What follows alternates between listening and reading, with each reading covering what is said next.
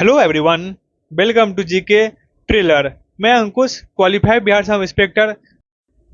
Bihar police के exam में मैंने आपसे बोला था कि 25 प्लस नंबर लाने की गारंटी हमारी है, लेकिन आप मेरे तरीके से पढ़ोगे तब। दोस्तों, आज हम लोग का प्रैक्टिस सेट सेकंड है। इससे पहले हम लोग प्रैक्टिस सेट वन ले आए हैं, जाके उसको देखिए।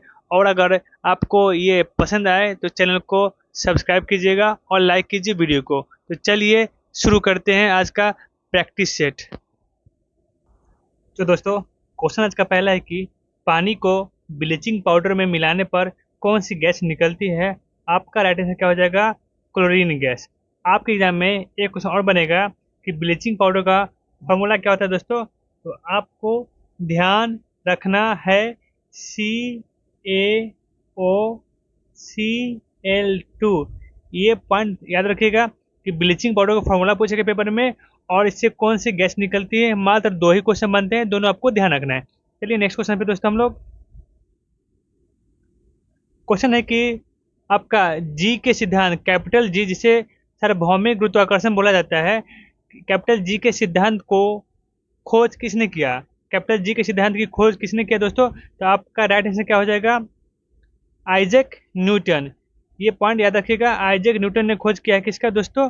तो भली भांति आप समझ रहे हैं कि कैपिटल जी के सिद्धांत का। लेकिन पूछेगा दोस्तों, यहीं पे आपसे क्वेश्चन पूछ देगा कैपिटल जी का मान कितना होता है। तो याद रखिएगा 6.67 इंटू 10⁻⁻11 न्यूटन मीटर स्क्वायर।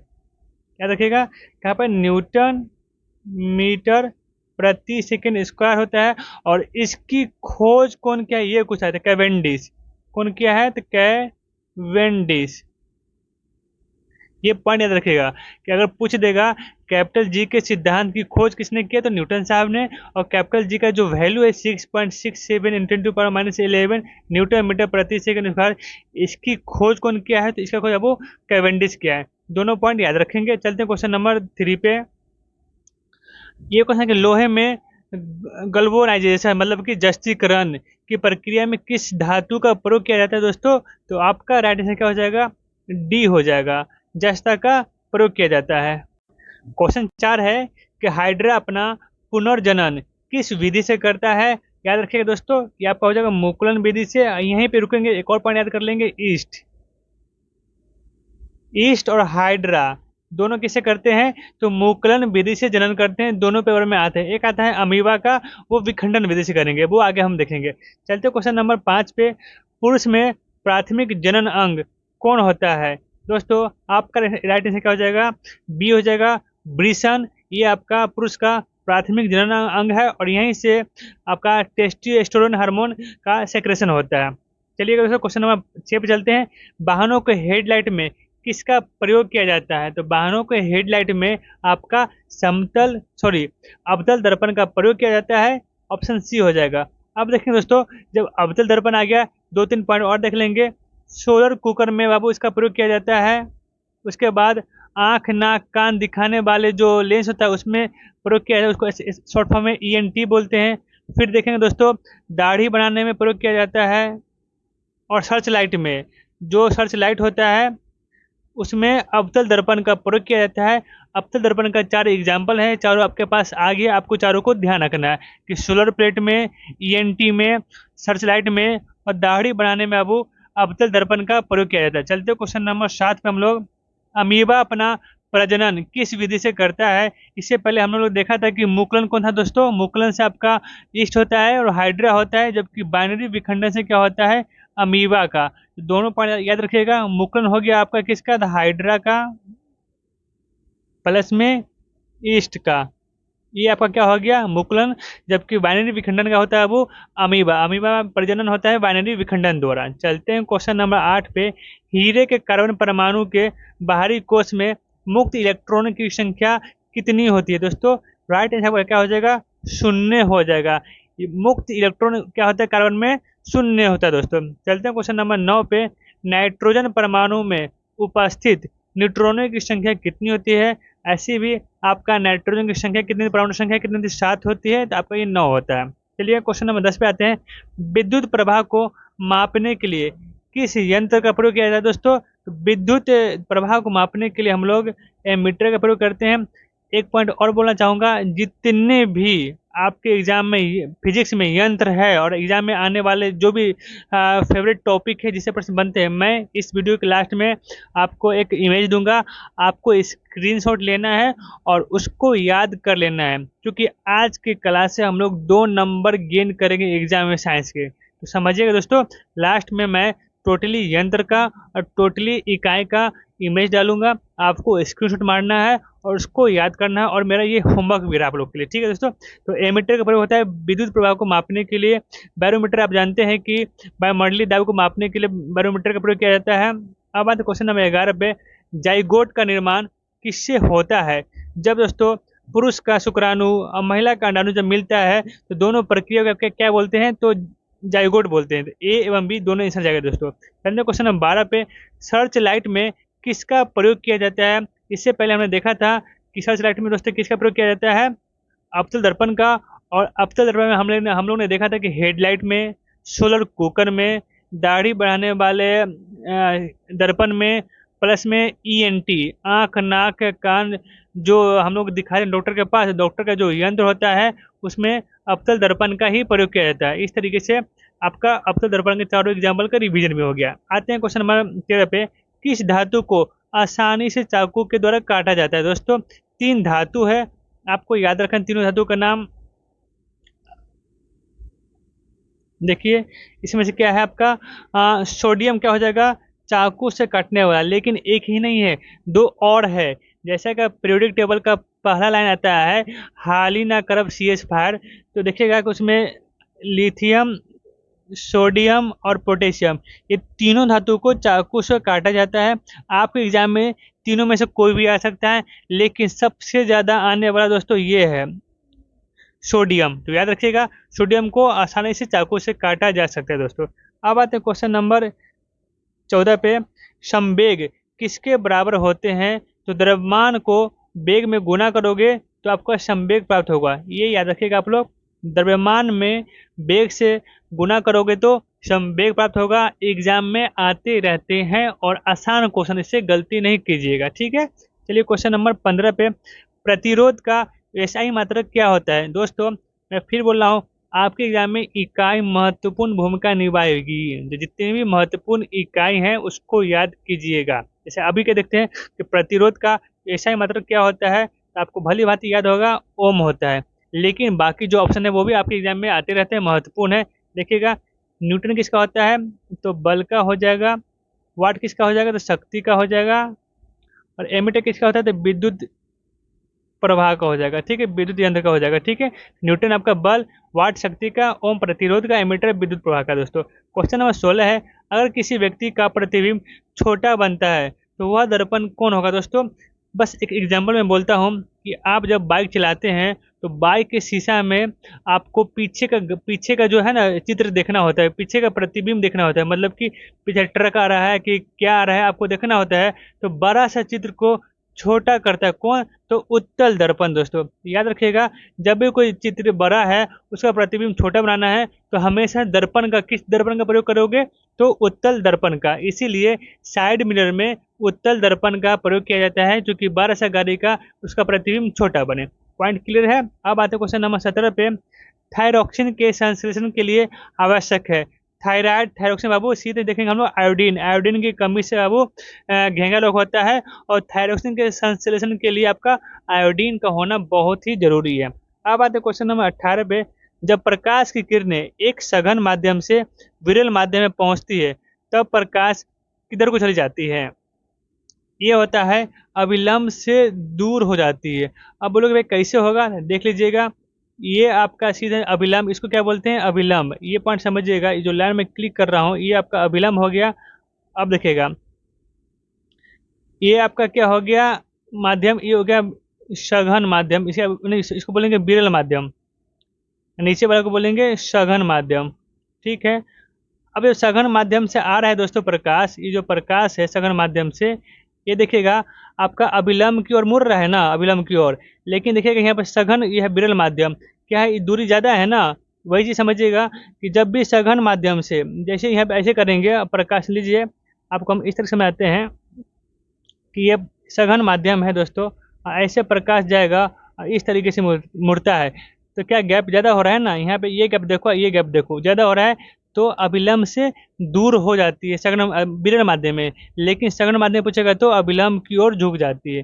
तो पॉइंट याद रखिएगा। चलते हैं नेक्स्ट क्वेश्चन पे। क्वेश्चन आपका है 19 नंबर, प्लाज्मोडियम अपना जनन किस विधि से करता है? तो याद रखिएगा ये भी आपका हो जाएगा बहु विखंडन से। पॉइंट याद रखेंगे, बहु विखंडन से। विखंडन से इससे पहले कौन आया था? अमीबा आया था। और मुकुलन से अब कौन आया था? दो आया था, एक आया था आपका हाइड्रा, एक आया था आपका ईस्ट आया था। तो दोनों पॉइंट याद रखोगे। क्वेश्चन नंबर 20 है कि खाद्य पदार्थों का ऑक्सीकरण होने से रोकने के लिए किसका प्रयोग किया जाता है? हमेशा बाबू नाइट्रोजन का प्रयोग किया जाता है, ध्यान रखिएगा। खाद्य पदार्थ को ऑक्सीकरण होने से रोकने के लिए, किसे ऑक्सीकरण होने से रोकने के लिए। क्वेश्चन नंबर 21 है, हीलियम को छोड़कर सभी नोबल गैस के बाहरी शेल में कितने इलेक्ट्रॉन होते हैं? आप जानते हैं कि नोबेल गैस में बाहरी कक्षा में 8 इलेक्ट्रॉन होता है। जितने भी नोबेल गैस हैं सबके बाहरी कक्षा में 8 ही होता है, लेकिन हीलियम की संख्या कितना है पीरियोडिक टेबल में? इसका परमाणु संख्या कितना है? 2 है। तो इसलिए अपवाद है, बाकी सबके बाहरी कक्षा में 8 इलेक्ट्रॉन होते हैं। तो आपका आंसर क्या जाएगा? 8 जाएगा। अब कौन कौन सा नोबेल गैस है? तो हीलियम है, नियोन है, आर्गन है, क्रिप्टन है, रेडॉन है, जेनॉन है। ये सारे आपका क्या है? नोबेल गैस है। जस्ट पीरियोडिक टेबल आपको पढ़ाएंगे, सारी पॉइंट आपको क्लियर हो जाएगी, एक भी क्वेश्चन नहीं छूटेगा। क्वेश्चन नंबर दोस्तों 22 है, यकृत किस प्रकार की ग्रंथि है? यकृत अंतःस्रावी है या बहिस्रावी है? दोस्तों जिससे हार्मोन निकलता है उसे अंतःस्रावी कहेंगे, जिससे एंजाइम निकलता है उसे बहिस्रावी कहते हैं। आपको पता होगा यकृत से कोई भी हार्मोन नहीं निकलता है तो वो तो अंतःस्रावी होगी नहीं, बहिस्रावी हो जाएगी। अब आपसे पूछाएगा मिश्रित ग्लैंड कौन है? एग्जाम में आता है कि मिश्रित ग्लैंड कौन है? तो अग्नाशय, अग्नाशय को बोला जाता है मिश्रित ग्लैंड। हमेशा एकलौता ही है हमारे बॉडी में, कौन है? तो अग्नाशय एक मिश्रित ग्लैंड है, और इसी से आपका इंसुलिन निकलता है और बीटा कोशिका से निकलता है। तो ये सब पॉइंट बनते पेपर में आते हैं। क्वेश्चन नंबर 23 है, व्यवस्थित वस्तु की वो प्रवृत्ति जो उसे स्थिर या समान गति से गतिमान रहने के लिए प्रवृत्त करता है वह क्या कहलाता है? न्यूटन का प्रथम नियम यही तो बोलता है दोस्तों। तो न्यूटन का प्रथम नियम से क्या निकलता है? तो जड़त्व का नियम भी उसको बोलते हैं। ठीक है दोस्तों, तो देखिएगा इसको जड़त्व भी बोलते हैं। आ जाइए क्वेश्चन नंबर दोस्तों 24 है कि दांतों में सड़न कब शुरू होती है? कब? तो आपको पता होगा कि दांतों में सड़न जब आपका मुंह का पीएच मान 5.5 से कम हो जाए तो आपका दांतों में सड़न शुरू हो जाता है। दोस्तों हम लोग ने आप लोग के लिए केमिस्ट्री के लिए 2-3 टॉपिक करवाया है, जिसमें आपको ये अम्ल, क्षार और लवण करवा दिया है। जाइए आप लोग देखिए, जितने भी अम्ल क्षार से क्वेश्चन बनेंगे, इवन अभी जो एग्जाम हुआ है बीपीएससी का उसमें भी क्वेश्चन पूछा जा रहा है। तो जाइए, वो ऐसा टॉपिक है जो हर एग्जाम में आते हैं। तो केमिस्ट्री में अगर 2 नंबर लाना है तो आप जाइए वो टॉपिक, वो वीडियो आप देखिए। फिजिक्स में भी शिवम सर ने आपको लगभग 50% फिजिक्स का एक ही वीडियो में कंप्लीट करवा दिया है। तो जाइए आप उससे लाभान्वित होइए दोस्तों। चलिए क्वेश्चन नंबर 25 पे आते हैं हम लोग दोस्तों।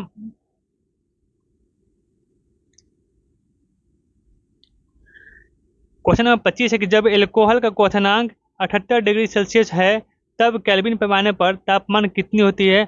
आप लोगों को भली भांति पता होगा या ये नहीं भी पता होगा, आपको फॉर्मूला अगर ध्यान है तो बन जाएगा कि C बट्टा में 100 होता है बराबर में K माइनस 232 बट्टा 100 होता है।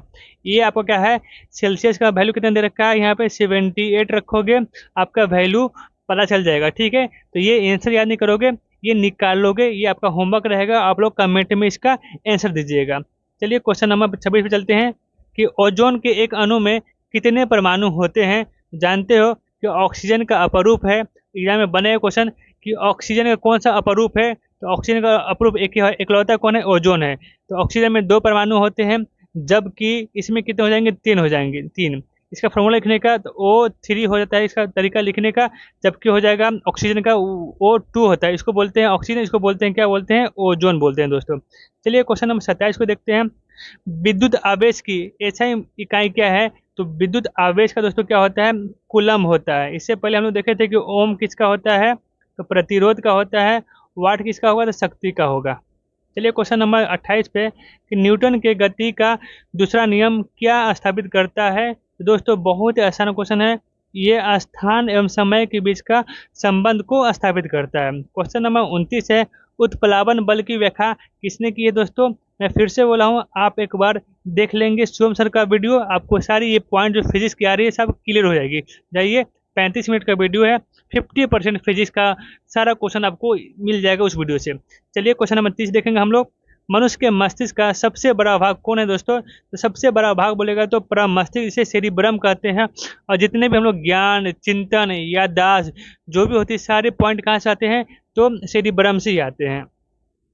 क्वेश्चन आपका 31 है कि खाद्य पदार्थ में दुर्गंध का सबसे बड़ा कारण क्या है। जानते हो दोस्तों, जब खाना आपका स्मेल करता है उसका मुख्य कारण क्या होता है, जीवाणु होता है। खासकर पटना के स्टूडेंट जो खाना बना के छोड़ देते हैं कल परसों, मतलब कि बासी खाना, जब दुर्गंध आता है उन लोगों को भली भांति पता होगा कि वो दुर्गंध किसका होता है।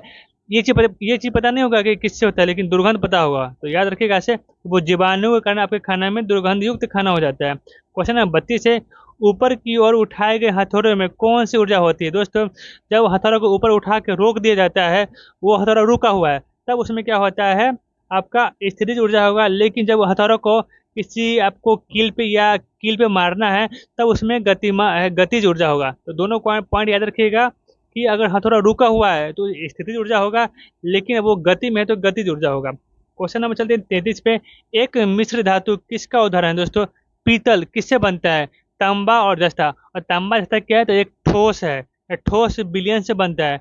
तो मिश्र धातु जो भी होंगे वो ठोस विलयन से बनते हैं।